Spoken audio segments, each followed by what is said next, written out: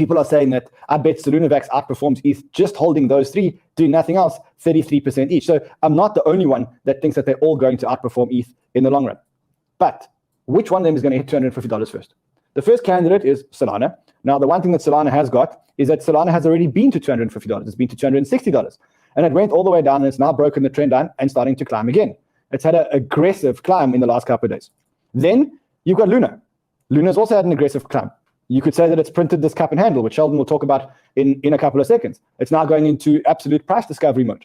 It's come a long way. It's come from 35 cents about 18 months ago.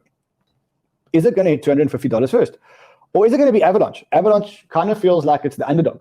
And it does have a lot of advantages on its side because whilst it is the underdog, it is the EVM compatible chain. And remember that you could say that one of the only reasons why these chains kind of have any value is because they are competing for the smart contract space. And the only reason why there's space in the smart contract space is because Ethereum has been unable to fulfill its promise or to handle all the transactions. So with all that in mind and looking at all the charts, which one of these is actually going to hit $250 first? Kyle, what do you think?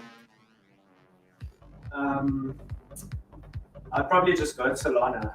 Okay, Kyle says Solana. Hustle, which one? What do you say? I would like to say Avalanche, but based on historicals, I would say Solana hits it first. Okay, fantastic. Let's see what Sheldon says. Solana 1, AVAX 2, Luna 3. Let's quickly understand what these three chains do and how they all compare, because I think comparing them is a very difficult thing to do. The reason, Carl's going to pick USDT. That's safer. It's much safer, guys. Okay, so let's quickly look at this. So I found a quick article that will help us through it. So it really compares all three of these things. Solana is a layer 1 protocol, like Ethereum. It's a smart contract blockchain, like Ethereum. The objective behind Solana is to be able to do high transactions per second, very, very, very fast, with finality, and to be able to generate smart contracts. Now, Solana has a consensus algorithm which is very similar to Ethereum. It's a proof of stake, or what Ethereum 2.0 will be, a proof of stake consensus mechanism with a proof of history, which is effectively a time-based consensus mechanism, which allows for Solana to process transactions pretty quickly. The founder of Solana is Anatoly Yakovenko. Now, he used to work at Qualcomm, and he is a network designer, a telecoms network designer. And so he knows how to build things that need to scale and need to be very, very, very fast. So that is the case for Solana. Solana today is on a mainnet beta. So it's not on a testnet, but it's on a beta mainnet. So that's what it is today. Then you got Avalanche. So Avalanche is the brainchild of Emin Gun, and I think he's coming on our show sometime next week. And they have an amazingly designed platform. What they've done is they've created a platform that is made up not of one chain, but actually made up of three chains. So they've got the P chain, they've got the X chain, and the C chain. And through this design, what they're able to do is they're able to put through transactions very, very, very quickly. So they're able to put through transactions very quickly. Avalanche is also EVM compatible, which means that if people want to migrate or developers want to migrate their dApps from Ethereum because of the transaction speeds, they can easily migrate onto Avalanche. In terms of transactions per second and cost per transactions, I'm going to leave that out of the discussion for today. And the reason why I'm going to leave it out of the discussion for today is because they are all promising very high transactions per second, but they all have their limitations. So for example, Solana can do very high transactions per second, but the problem is that it's not decentralized now. So let's see what happens when it becomes decentralized. Avalanche can do very high transactions per second, but the design of Avalanche makes it so that with the bigger the network becomes, the more expensive the transactions become. And then the last thing that you got Luna. And Luna is not really competing in the same space, because despite what CNBC may say from time to time, Luna is actually not a smart contract platform. I mean, it might work on a smart contract blockchain, which is built on the Cosmos SDK, which is built on Tendermint. So it is built in a language, the Cosmos language, or in the Cosmos ecosystem, which can now operate across a whole lot of other Cosmos chains. So what Luna is trying to do is Luna is trying to create a new financial system with their UST or their Terra-based currencies. And so Luna is not really playing in the space of trying to disrupt Ethereum, but more trying to create this new money financial system, which is centered around UST. And if you look at UST, Luna has been able to get huge adoption of their UST. In fact, if you look at the market cap of UST today, let's quickly just go look at that market cap. I think it's about $15 or $16 billion in market cap. Let's take a second for this to refresh, and we'll see what the market cap is. Here it is, $16.3 billion is Luna's is the market cap. So here it is, and that has been the growth of the market cap of Terra. So that is what they all set out to do. And they're all very, very, very different in what they set out to do. Solana, smart contract platform without sharding or layer 2s, which is very different from Ethereum. What they're looking to do is they're looking to attract applications that require very fast transactions, because that's what they pride themselves on. And so applications like trading softwares and stock exchanges and anything that requires very fast transactions for execution, those are suitable to go on Solana. So Solana's gone after lots of trading applications. And you'll see that in a second when we look at the ecosystems that are built on each chain. The goal is to guarantee information asymmetry in the world. So that's what it is. And cheapest possible set of hardware to guarantee information symmetry. So that is what Solana is all about. Then you've got AVAX. The vision is to digitize everything. Wants to build a system that can accommodate all things of value on chain. Uses a novel protocol, we spoke about that a second ago. Finalizes transactions and makes them immutable in less than 1 second. AVAX also has this subnet structure. So instead of computing everything on chain, it computes things on subchains. And we saw that in the launch of DeFi Kingdoms, which launched, and they launched on one of their own subchains. But it is quite complex in its engineering. And by complexity of engineering, that could cause a whole lot of problems. So that is what they're all about. In terms of people, so each one of them has billionaires and strong people and funds behind it. Now, Sam Bankman-Fried, he's the big name behind Solana. Even though he's not one of the founders, he's definitely one of the funders of Solana and the Solana ecosystem. AVAX, there's a whole lot of big names behind it. We'll look at it in a second. Andreessen Horowitz, Suzu from 3 Arrows Capital, he's behind AVAX.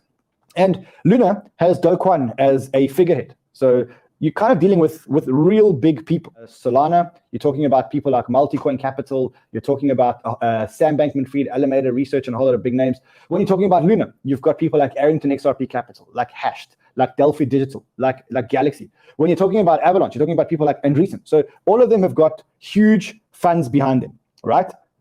Here it is. In fact, here is a list of all the funds that are invested in the ecosystem or the chain. So you look at Solana, Alameda, Coin98 Ventures, Hashed, CoinGecko, Jump Trading, which we saw jumped in to help them when they had that exploit. When you talk about Luna, you got Galaxy, Pantera, Coinbase, Hashed, Arrington XRP Capital. We talk about AVAX, you've got Polychain, you've got Neo Global Capital, you've got Andreessen Horowitz. So all of these funds, all of these guys have huge money and huge backing behind them. In terms of dev activity, so you look at the developer activity, because remember, you got to follow the devs. And if you follow the devs, then you'll see where the money goes. These charts look very, very, very, very similar to the idiot, because anyone who's not an idiot would actually look at the axes. And what you would see is that Solana has 404. So this is on scale. Solana has about 15 or 20 times or 10 times the developer activity that Luna has and that AVAX have. So when you look at developer activity, Solana has about 10 times the developer activity. Now let's look at the ecosystem. So you look at the Solana ecosystem over here, and you look at the type of dApps that are being built on Solana. Solana has a huge DeFi ecosystem and a huge trading and infrastructure ecosystem. Why? Because that is what they're going for. They're going for trading, things that need speed, and also gaming. So they've got a massive gaming ecosystem, and then they've got a whole lot of social stuff like Audius and stuff like that. So Solana's got an amazing ecosystem being built. Let's look at Avalanche next. So we've got Avalanche.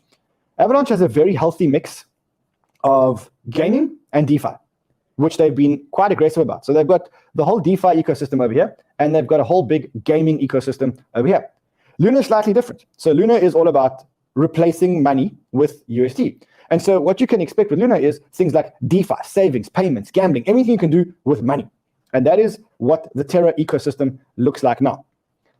Then let's look at a couple of other things that will make a difference. So this is DeFi Kingdoms, and this is one of the subnets that's been launched on Avalanche. And you can see that over here. You can see how amazing the graphics are. And we know that the Jewel token, the DeFi Kingdoms token, has also exploded in the last couple of days. Okay, let's look at total value locked. So if we look at the total value locked on DeFi at the moment, $29 or $30 billion is locked on Terra, on Luna. $10 billion is locked on Avalanche. And $8 billion is locked on Solana. So you can see that Luna has the highest total value locked. But is that healthy total value locked? Because the majority of Luna is sitting 15 or 50% of a full total value locked is sitting on one protocol, Anchor protocol. And in fact, if we look at all the chains and we compare all the chains, so you can see that today, Ethereum is obviously the number 1 chain. Luna is the number 2 chain in terms of total value locked. The number 4 chain is Avalanche, and the number 5 chain is Solana. So that is when it comes to total value locked. Let's look at some other metrics. Find some other metrics for you. So let's look at transactions. So you can see here that transactions on the Terra blockchain, the daily 7-day moving average, they are currently doing 600,000 transactions per day.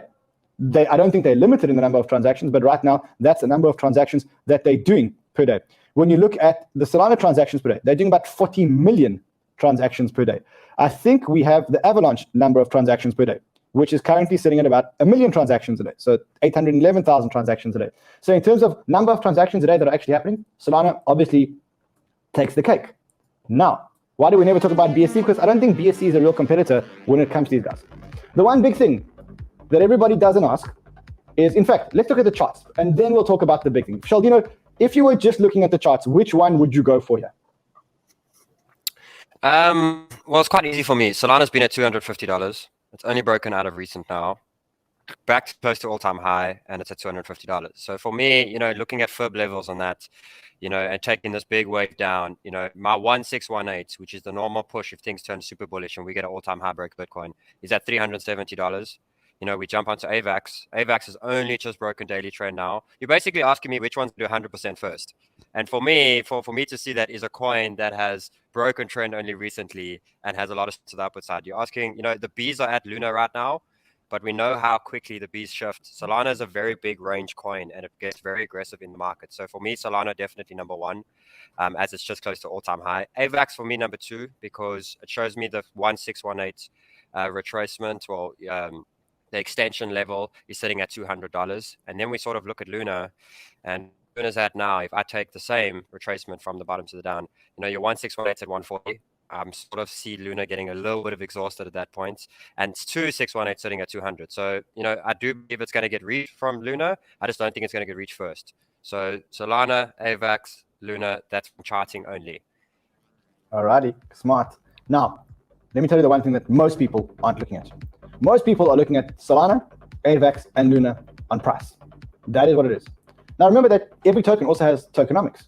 So Luna, the more Terra that is created, the more the supply of Luna actually decreases, okay? Which means that it's easier for the price to go up because there's going to be less, the more adoption that happens on Luna, the less, on Terra, the less Luna they're going to be around.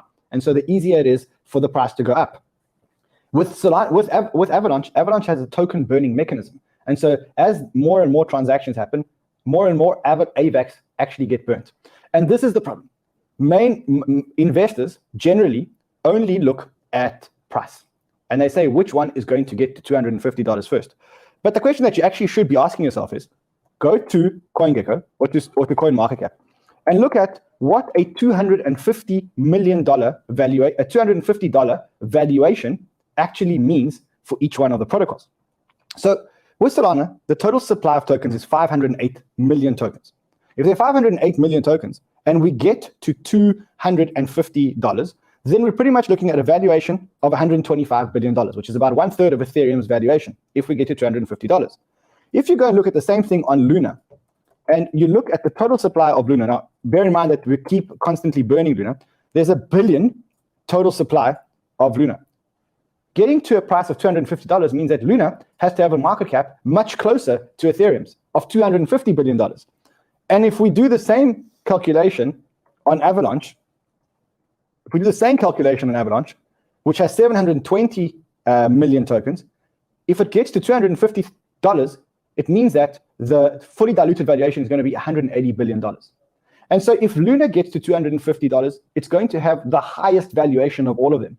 Whereas if Solana gets to $250, it's only going to have half of Luna's fully diluted valuation, which means that the easiest one to go to $250 and the most obvious one to go to $250 is going to be Solana, because it has the most developer activity.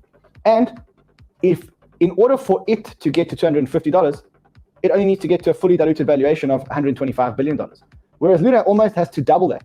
And Avalanche needs to get to $180 million. So if you ask me which one of them logically, now remember the markets can be illogical for a period of time, logically should get to $250 first, I think that I put my money on Solana. That's not to say that I don't like Luna. As you know, Luna is my biggest holding.